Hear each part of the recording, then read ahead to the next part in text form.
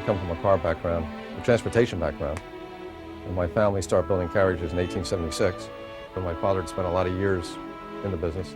He died very young at age 47, and I guess he was kind of really down. And on his deathbed, and we had 2 or 3 days together before he died, he had said to me, "Eustace, get out of the car business. Get in some other business." He said, "The hours are too long, and it's a treadmill." I said, "Daddy, I won't get out of it, but I promise you I'll change it."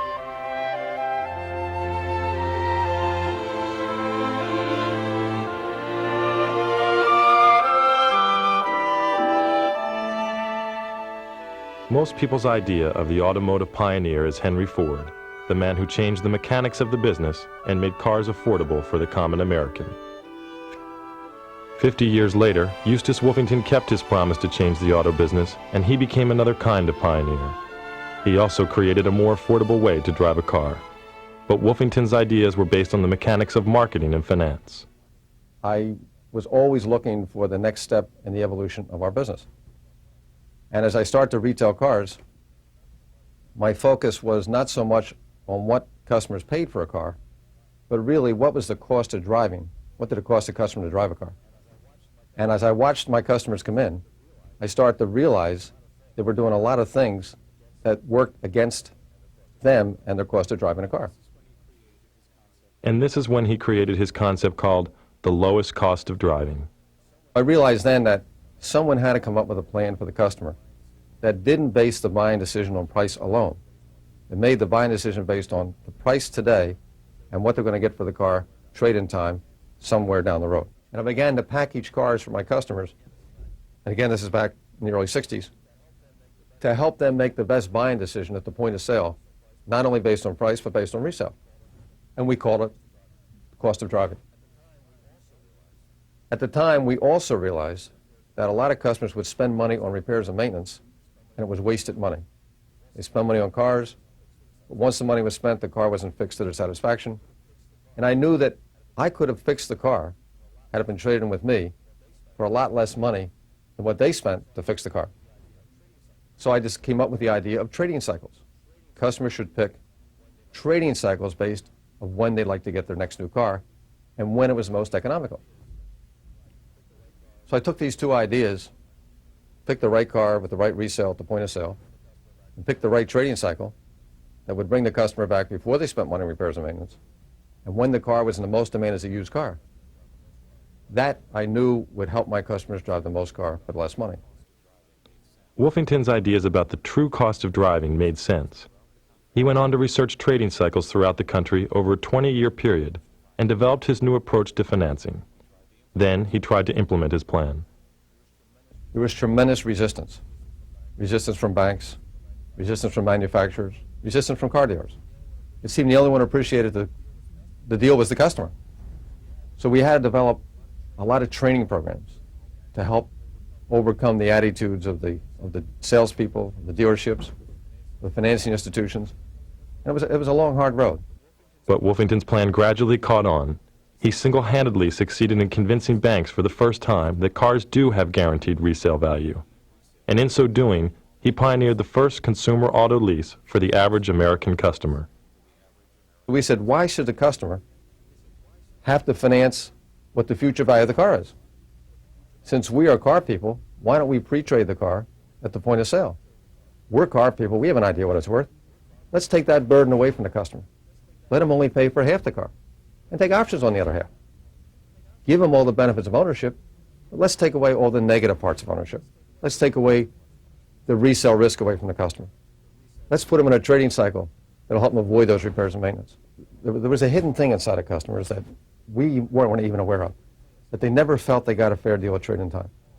And when they saw that here was someone that would tell them what the future value of the car was, and they wouldn't have to haggle 2 years from now, and would guarantee it, and yet would give them all the upside profit if there weren't any at the end of 2 years, but take away the downside loss.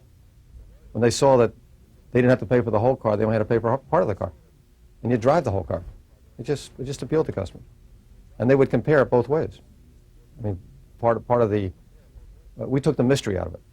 In other words, we let a customer see what the selling price of the car is, what the resale value of the car is. We let them figure out their own payments. Wolfington's revolutionary finance plan began generating a great deal of interest. Now Detroit was beginning to take notice. Ford Motor Company had seen a lot of their dealers in my program, and they start to look at it, and we start talking, and one thing led to another that we now start to put a program together with Ford Motor Company. Of course, it was new, hadn't been done before, but when they called the bean counters and ran the numbers, what we said worked. So Ford said, well, let's test it. And of course, my first test was Mr. Bob Teska from a little place called Seekonk, Mass. And the only reason that he and I met was a marketing manager at Ford Motor Company called me and said, I'm going to send a guy down to you that's either the greatest BSer in the world or a genius, one or the other. Well, after I listened for 2 or 3 hours, I had made up my mind that he was one or the other, and I tipped a little toward the genius side. It didn't happen overnight. And I don't want you to think that it was easy.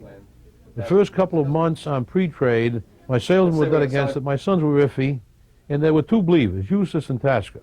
RF Sr. and Eustace believed in it, and we were going to make it happen. 1982, this dealership sold 900 cars, 890 cars. In 1984, we sold 1,300. Now, Tasker started getting a lot of visibility because why is he able to do what he's doing?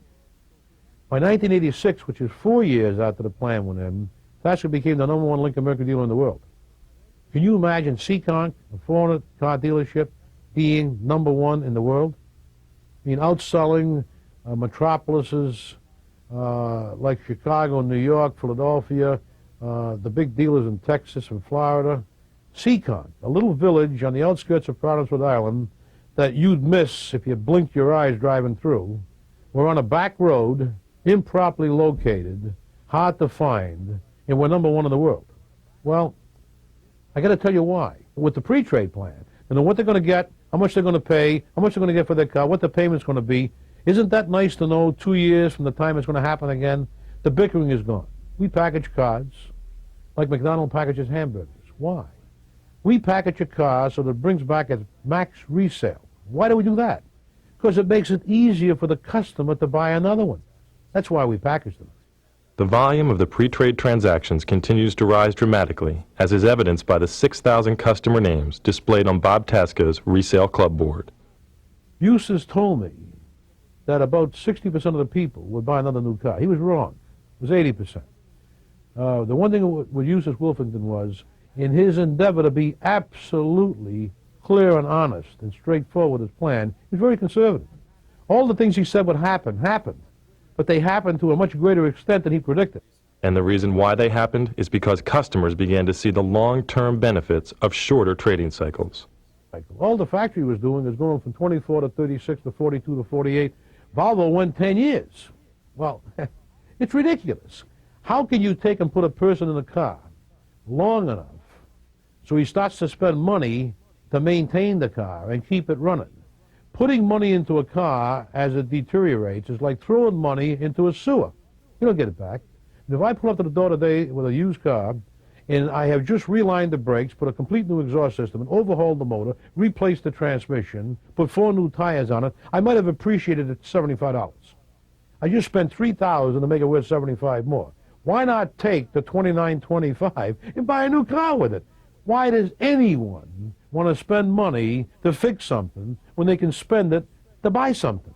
Today, car dealers from all over the world visit the Tasca operation to see firsthand how the pre-trade program really works. I wouldn't have done what I did in my lifetime in the last 8 years without Eustace Wolfington. No question. Unequivocally. Without him, we wouldn't have been anywhere near as successful as we are. And I know if you ask him the question, he'll say the same thing about me. I think he's the greatest idea man in the automobile business. Pioneers don't lose sight of their vision. It took Wolfington 15 years to convince the auto industry that there is a better way to sell cars. Now Wolfington's program is being implemented around the world. It was a vocation to me. Just like a priest becomes, or a minister makes it a vocation, the car business to me was a vocation. And every customer I ever sold, I wanted him to never, ever buy a car from anybody else ever, ever again. And that's where the change started to take place. How can I give my customer a deal that he'll never buy from anybody again? Be a doctor, be a lawyer, I was going to be his car man for life.